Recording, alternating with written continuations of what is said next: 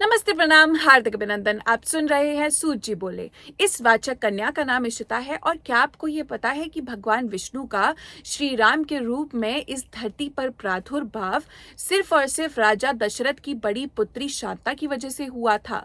और रामायण के फेमस ऋषि श्रृंग कौन है और उनका श्री राम के जन्म से क्या रिलेशन है? तो आइए चलते हैं, सुनते हैं कि ये क्या कथा है।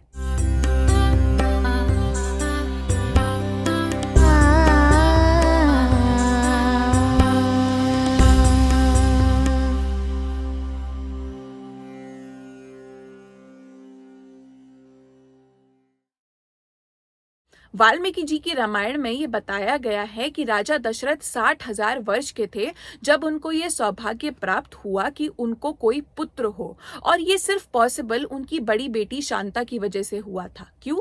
क्योंकि शांता के पति ऋषि श्रृंग ने राजा दशरथ का पुत्रेष्टि यज्ञ करवाया था, जिसमें से भगवान विष्णु प्रजापति पुरुष के रूप में प्रकट हुए थे और उनको एक फल दिया था जिसके थ्रू ही श्री राम, लक्ष्मण जी, भरत और शत्रुघ्न हुए थे। अब इससे पहले मैं आगे बढ़ूं, मैं आपको ऋषि श्रृंग के बारे में एक बहुत ही सुंदर कथा सुनाती हूँ। ऋषि काश्यप के पुत्र थे ऋषि विभांडक, जो कि बहुत बड़े ब्रह्मचारी और तपस्वी थे। एक बार उन्होंने वन में देखा था उर्वशी को। अब इससे पहले आप उर्वशी का जो बेसिक डेफिनेशन और उनका जो पूरा स्वभाव और स्वरूप दे रखा है उसको इस कथा में इंसर्ट करो। मैं आपको उर्वशी की उत्पत्ति की कथा बताती हूँ। जी हाँ, उत्पत्ति, जन्म नहीं।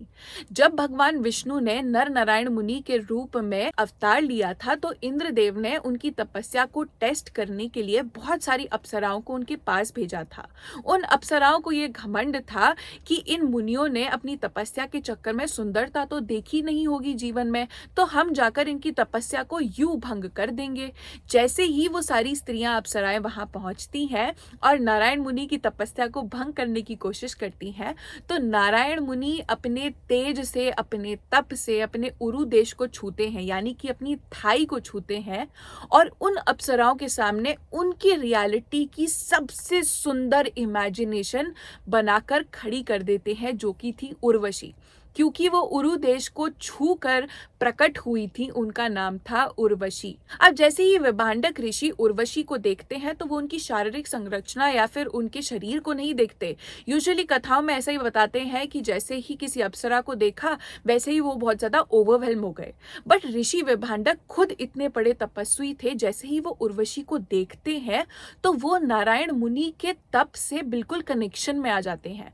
वो उस तपस्या, उस एनर्जी को फील कर सकते हैं, जिसकी वजह से वो बहुत ज्यादा ओवरवेल्म हो गए थे, जिसकी वजह से विभांडक ऋषि का तेज हर जगह बिखरने लगा।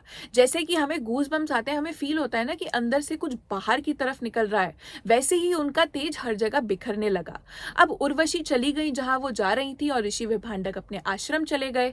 बट उसी नदी के किनारे जहां पर ये सब हुआ था, उस वन में, वहीं पर आती है एक हिरणी पानी पीने के लिए, और वो उस पानी के साथ ऋषि विभांडक के तेज को भी कंज्यूम कर लेती है। अब 4 प्रकार की सृष्टि में एक प्रकार की सृष्टि होती है स्वेदज, जिसमें किसी का भी पुत्र किसी के मल मूत्र पसीने से आदि चीजों से भी प्रकट हो जाता है।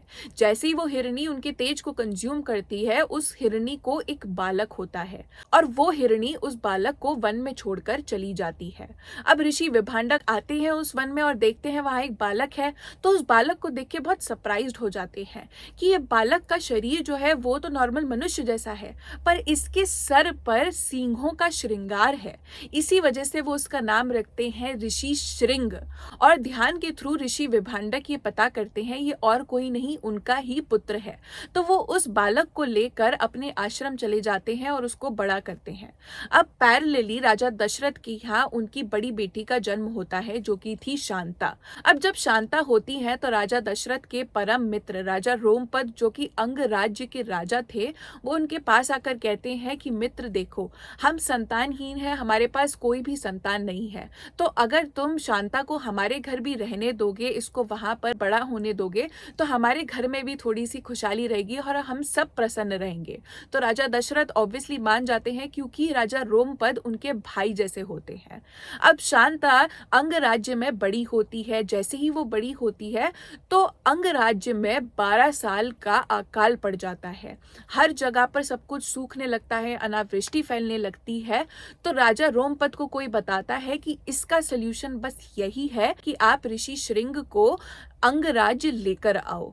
अब राजा रोमपद बहुत ज्यादा कंफ्यूजन में कि ऋषि श्रृंग को अंगराज लाया जाए तो कैसे लाया जाए। तो सबके सामने इस प्रॉब्लम को रखते हैं और कहते हैं जो सोल्यूशन लेकर आएगा और जो ऋषि श्रृंग को अंगराज्य लेकर आएगा उसको इनाम मिलेगा। काफी सारे लोग अलग अलग सोल्यूशन लेके आते हैं, पर एक ग्रुप होता है स्त्रियों का जो कहता है कि ऋषि श्रृंग जो है वो वन में ही पले बड़े हैं और उन्होंने अपने पिता के अलावा किसी को नहीं देखा, स्त्रियों को तो स्पेशली, तो हम वहां पर जाकर उनको बहुत अच्छे से अंगराज्य ला सकते हैं, ऐसा हमें लगता है।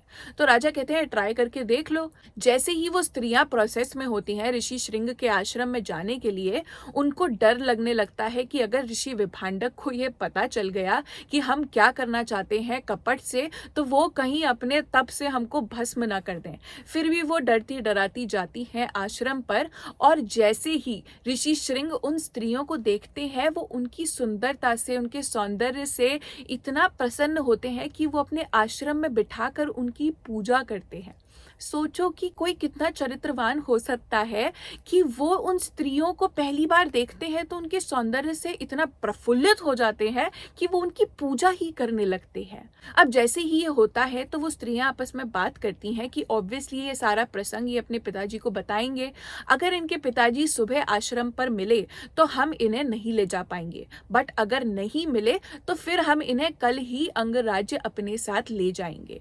ऋषि श्रृंग अपने पिताजी को सब कुछ साफ साफ बताते हैं और उनके पिताजी उनको माया के बारे में, कपट के बारे में समझाते हैं कि ये सब छलावा है, तुम इनकी बातों में मत आना। बट जैसे ही अगली सुबह होती है तो ऋषि विभांडक को है ना एक वो पुत्र मोह की वजह से एक डाउट आता है कि शायद से मुझे अपने आश्रम से नहीं जाना चाहिए। बट वहीं की वहीं ऋषि विभांडक इस पूरे थॉट को अपने अंदर से निकाल देते हैं और सोचते हैं कि मैं कोई नहीं होता प्रभु के प्लान्स में बीच में एक ऑब्स्टिकल बनने वाला। अगर प्रभु ने ये सोचा है ये सब हो रहा है तो किसी ना किसी रीजन की वजह से हो रहा है। मैं अपनी तपस्या पे निकलता हूँ और फिर देखेंगे कि क्या होता है। तो जैसे ही स्त्रियां देखती हैं कि ऋषि विभांडक चले गए हैं तो वो ऋषि श्रृंग को अपने साथ ले जाती हैं अंगराज्य। अंगराज्य में जैसे ही ऋषि श्रृंग के पैर पड़ते हैं वैसे ही हर जगह सब कुछ समृद्धमय हो जाता है, सब कुछ बढ़िया हो जाता है। फिर थोड़े टाइम बाद ऋषि श्रृंग का राजा रोमपद विवाह करवाते हैं शांता से। अब जैसे ये सब हो रहा था तो पैरेलली दशरथ जी बहुत ज्यादा परेशान थे पुत्र प्राप्ति के लिए। वो सुमंत्र से बात कर रहे होते हैं जो कि उनके बहुत ही ट्रस्टेड कॉन्फिडेंट होते हैं कि मुझे पुत्र प्राप्ति का सौभाग्य मिले तो मिले कैसे। तो सुमंत्र जी उनको बताते हैं कि उन्होंने सनत कुमारों से और ऋषियों से ये कथा सुनी है कि अगर ऋषि श्रृंग अयोध्या में आकर पुत्रेष्टि यज्ञ करेंगे तो आपको पुत्र प्राप्ति होगी। और ये सब पहले से ही निर्धारित था कि शांता का ऋषि श्रृंग से विवाह होगा और आपके यहाँ पर यज्ञ होगा। तो आप तुरंत ही जाइए राजा रोमपद के राज्य में और शांता और ऋषि श्रृंग को वहां से ले आइए। तो राजा दशरथ जाते हैं, यही करते हैं और ऋषि श्रृंग अयोध्या में आने के बाद पुत्रेष्टि यज्ञ करते हैं, जिसकी वजह से ही राजा दशरथ को श्री राम, लक्ष्मण जी, भरत और शत्रुघ्न के होने का सौभाग्य प्राप्त हुआ था। बट बहुत कम लोगों को पता है कि इस पुत्रेष्टि यज्ञ का जो आउटकम था वो 4 पुत्र तो थे ही, बट उसके बीच का एक बहुत ही इम्पोर्टेंट प्रसंग है जिसके बारे में मैं आपको बताऊंगी आगे। आज के लिए बस इतना ही, और ऐसी और कथाएं सुनने के लिए फॉलो करें और सब्सक्राइब करें हमारे सूत जी बोले के चैनल को। Thank you so much. May the शक्ति बी विद यू। जय श्री राम।